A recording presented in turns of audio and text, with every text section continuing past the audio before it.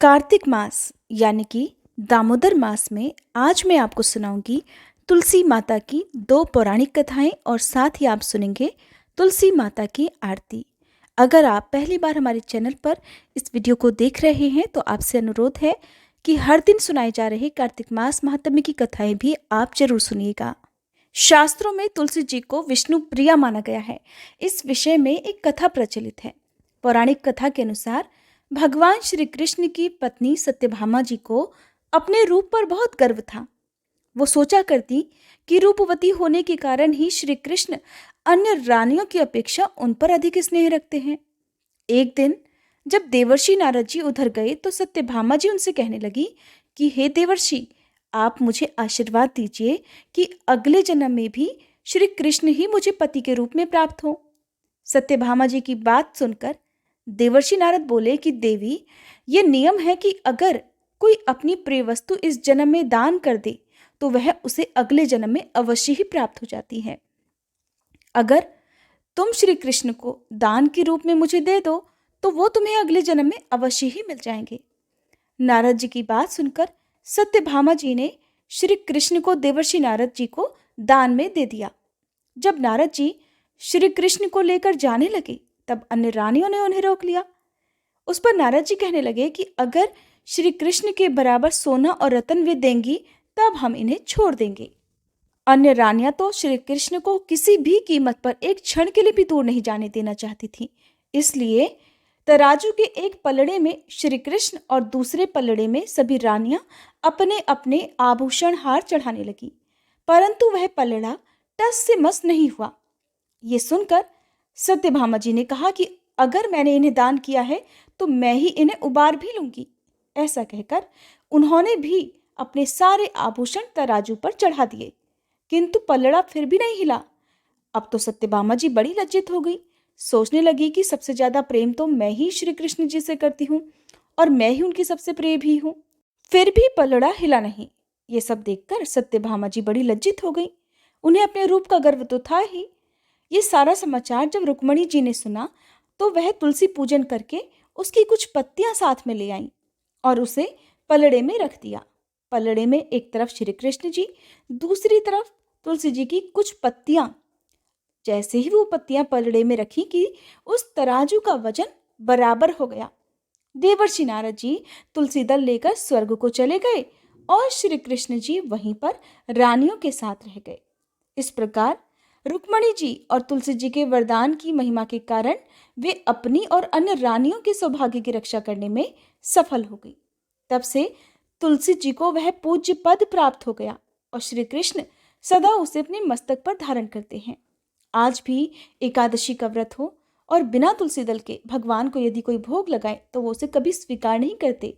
इसीलिए भगवान श्री कृष्ण और भगवान विष्णु की पूजा में तुलसी दलों का प्रयोग अनिवार्य होता है।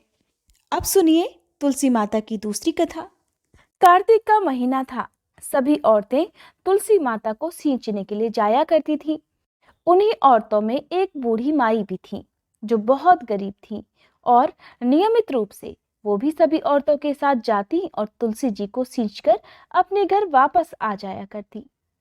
लेकिन बूढ़ी माई जब भी तुलसी जी को सींचती तो कहने लगती, हे तुलसी माता, सत की दाता, मैं बिलड़ा सींचू तेरा, तू कर निस्तार मेरा।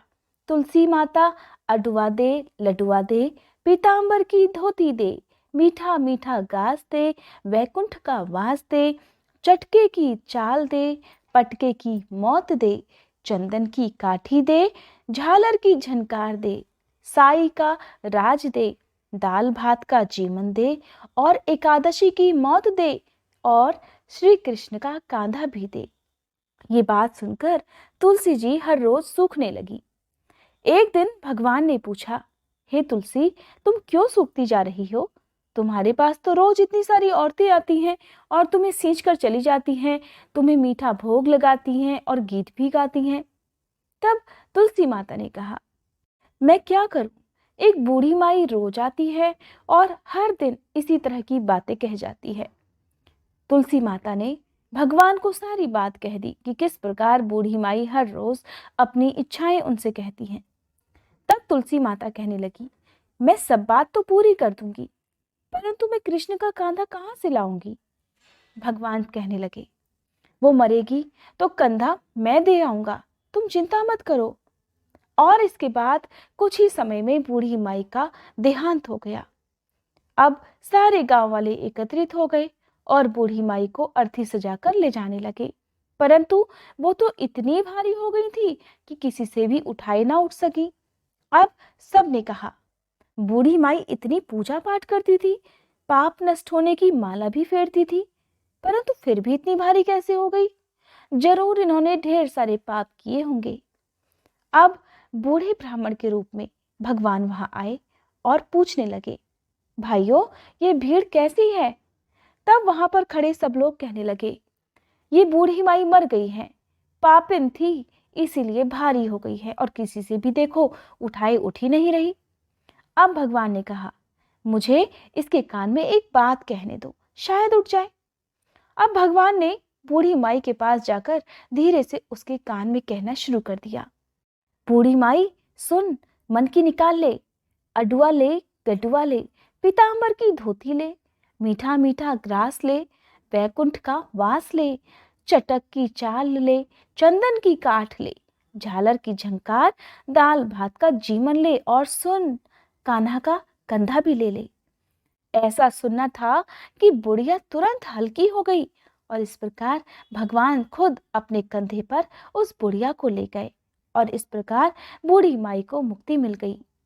हे तुलसी माता, जैसी मुक्ति बूढ़ी माई की करी वैसे ही हमारी भी करना, और जैसे उसको कंधा मिला वैसे ही सभी को देना। बोलो तुलसी माता की जय। तुलसी जी की एक और कथा जो कि पुराणों में बहुत ज्यादा प्रचलित है। इस कथा के अनुसार तुलसी जी अपने पूर्व जन्म में एक कन्या थी जिनका नाम था वृंदा। राक्षस कुल में जन्मी यह कन्या बचपन से ही भगवान विष्णु की परम भक्त थी और जब यह बड़ी हुई तब उनका विवाह राक्षस कुल में ही दानवराज जलंधर से संपन्न हो गया। राक्षस जलंधर समुद्र से उत्पन्न हुआ था। वृंदा बड़ी ही पतिव्रता स्त्री थी, सदा अपने पति की सेवा किया करती थी। एक बार देवताओं और दानवों में भयंकर युद्ध प्रारंभ हो गया। जब जलंधर युद्ध पर जाने लगा तब वृंदा कहने लगी, हे स्वामी, आप युद्ध में जा रहे हैं, आप जब तक युद्ध में रहेंगे मैं मंदिर में बैठकर आपकी जीत के लिए अनुष्ठान करती रहूंगी, और जब तक आप लौटकर वापस नहीं आ जाते मैं अपना संकल्प नहीं छोड़ूंगी। इस प्रकार जलंधर तो युद्ध में चला गया और वृंदा जो थी वो व्रत का संकल्प लेकर पूजा में बैठ गई। उसके व्रत के प्रभाव से देवता भी जलंधर को हरा नहीं पाए और सारे देवता जब हारने लगे तब भगवान श्रीहरि के पास जा पहुंचे और सभी ने भगवान से प्रार्थना की। तब भगवान कहने लगे, वृंदा मेरी परम भक्त है, मैं उससे छल नहीं कर सकता।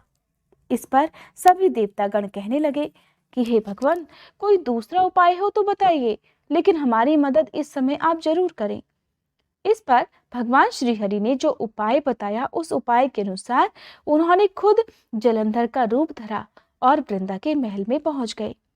उधर वृंदा ने जैसे ही अपने पति को अपने सामने देखा तुरंत पूजा में से उठ गई और उनके चरणों को छू लिया। इधर वृंदा का संकल्प टूटा और उधर युद्ध में देवताओं ने जलंधर को मार डाला और उसका सिर काटकर अलग कर दिया। जलंधर का कटा हुआ सिर जब महल में आ गिरा तब वृंदा ने बड़े आश्चर्य से भगवान की ओर देखा जिन्होंने जलंधर का रूप धारण कर रखा था। इस पर भगवान श्रीहरि अपने असली रूप में आ गए पर कुछ बोल नहीं सके। तब वृंदा ने क्रोधित होकर भगवान श्रीहरि को श्राप दे डाला कि वे पत्थर के हो जाएं, और इसी के चलते भगवान श्रीहरि तुरंत पत्थर के हो गए जिन्हें हम शालिग्राम रूप में पूजन करते हैं। उधर भगवान श्रीहरि के पत्थर का होते ही सभी देवतागणों में हाहाकार मच गया। देवताओं की प्रार्थना के बाद ही वृंदा ने अपना श्राप वापस ले लिया और इसके बाद वे अपने पति का सिर लेकर सती हो गई। उनकी राख से एक पौधा निकला। तब भगवान श्रीहरि ने उस पौधे का नाम तुलसी रख दिया और कहने लगे, मैं इस पत्थर रूप में भी रहूंगा जिसे शालिग्राम के नाम से तुलसी जी के साथ ही पूजा जाएगा। और इतना ही नहीं, उन्होंने ये भी कहा कि किसी भी शुभ कार्य में बिना तुलसी जी के भोग के पहले मैं कुछ भी स्वीकार नहीं करूंगा। मान्यता है कि तभी से तुलसी जी की भी पूजा होने लगी। कार्तिक मास में तुलसी जी का विवाह शालिग्राम भगवान के साथ कराया जाता है और साथ ही देव उठान एकादशी के दिन इसे तुलसी विवाह के रूप में बड़ी धूमधाम से चारों तरफ मनाया जाता है। अब सुनिए तुलसी माता की आरती। तुलसी महारानी नमो नमो, हर की पटरानी नमो नमो, तुलसी महारानी नमो नमो, धन तुलसी पूरण तप कीनो, शालिग्राम बनी पटरानी नमो नमो, तुलसी महारानी नमो नमो, हर की पटरानी नमो नमो। जाके पत्र मंजरी कोमल, श्रीपति कमल चरण लपटानी नमो नमो, तुलसी महारानी नमो नमो, हर की पटरानी नमो नमो। कौन महीने बोई रानी तुलसा, कौन महीने हुई हरियाली नमो नमो, तुलसी महारानी नमो नमो, हर की पटरानी नमो नमो। कौन महीने हुई तेरी पूजा, कौन महीने हुई पटरानी नमो नमो, तुलसी महारानी नमो नमो। आषाढ़ मास में बोई रानी तुलसा, सावन महीने हुई हरियाली नमो नमो, तुलसी महारानी नमो नमो, हरि की पटरानी नमो नमो।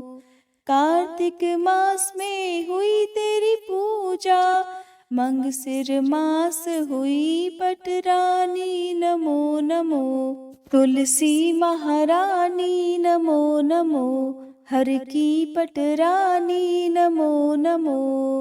धूप दीप नैवेद्य आरती, पुष्पन की वर्षा बरसानी नमो नमो, तुलसी महारानी नमो नमो, हर की पटरानी नमो नमो।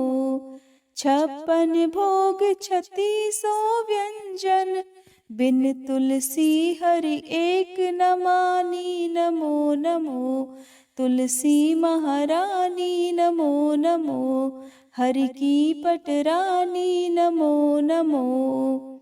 जो तुलसी को सवेरे गाए, श्री कृष्ण के दर्शन पाए नमो नमो, तुलसी महारानी नमो नमो, हर की पटरानी नमो नमो। जो तुलसी को दोपहर गाए, खीर खांड का भोग लगाए नमो नमो, तुलसी महारानी नमो नमो, हर की पटरानी नमो नमो। जो तुलसी को सांझ को गाए, श्री कृष्ण की आरती उतारे नमो नमो, तुलसी महारानी नमो नमो, हर की पटरानी नमो नमो। जो तुलसी को रात को गाए, श्री कृष्ण के चरण दबाए नमो नमो, तुलसी महारानी नमो नमो, हर की पटरानी नमो नमो। सब सखी मैया तेरो यश गावे, भक्ति दान दी जय महारानी नमो नमो, तुलसी महारानी नमो नमो, हर की पटरानी नमो नमो, तुलसी महारानी नमो नमो, हर की पटरानी नमो नमो।